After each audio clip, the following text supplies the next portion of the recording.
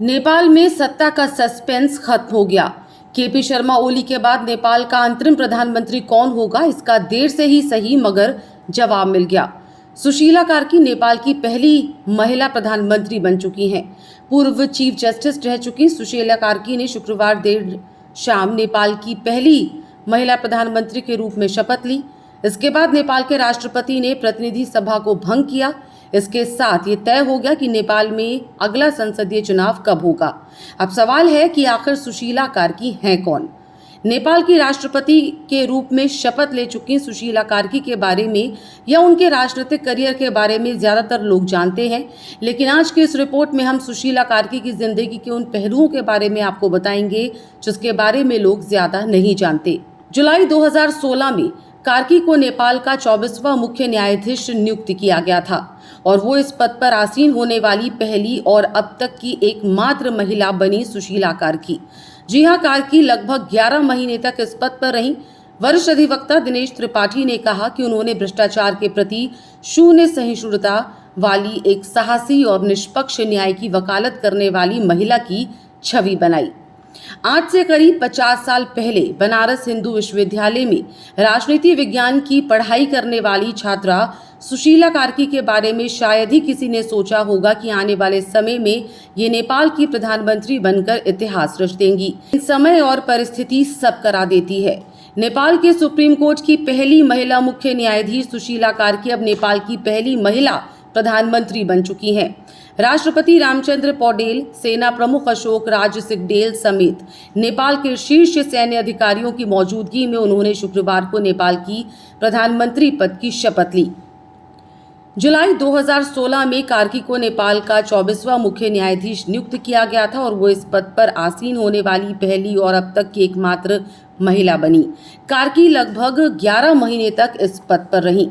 वरिष्ठ अधिवक्ता दिनेश त्रिपाठी ने कहा कि उन्होंने भ्रष्टाचार के प्रति जीरो टॉलरेंस की नीति अपनाई और साहसी और निष्पक्ष न्याय की वकालत करने वाली पहली महिला की छवि बनाई।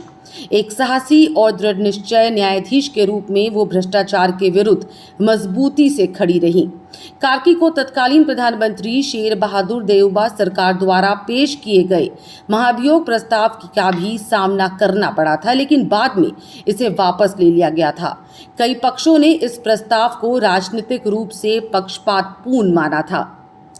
सुशीला कार्की का जन्म 7 जून 1952 को पूर्वी नेपाल के विराटनगर के शंकरपुर 3 में हुआ था। ये भारत के पास स्थित है। उन्होंने 1971 में महेंद्र मोरंग परिसर त्रिभुवन विश्वविद्यालय नेपाल से स्नातक की डिग्री और 1975 में बनारस हिंदू विश्वविद्यालय से राजनीति विज्ञान में स्नातकोत्तर की डिग्री पूरी की।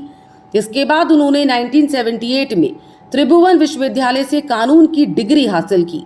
कार्की ने न्यायिक पेशे में 32 साल बिताए और न्यायपालिका के क्षेत्र में महिलाओं की प्रगति का प्रतीक बन गई। उन्होंने 1979 में विराटनगर में अपनी वकालत शुरू की, जहां उनकी मजबूत शैक्षणिक पृष्ठभूमि ने उनके कानूनी करियर को आकार दिया।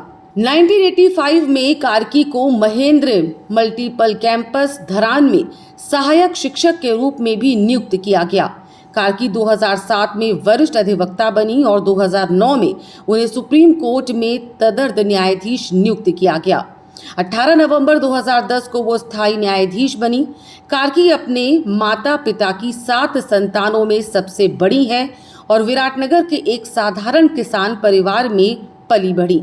उनका विवाह नेपाली कांग्रेस के पूर्व लोकप्रिय नेता दुर्गा प्रसाद सुवेदी से हुआ। दोनों की मुलाकात बीएचयू में पढ़ाई के दौरान हुई थी।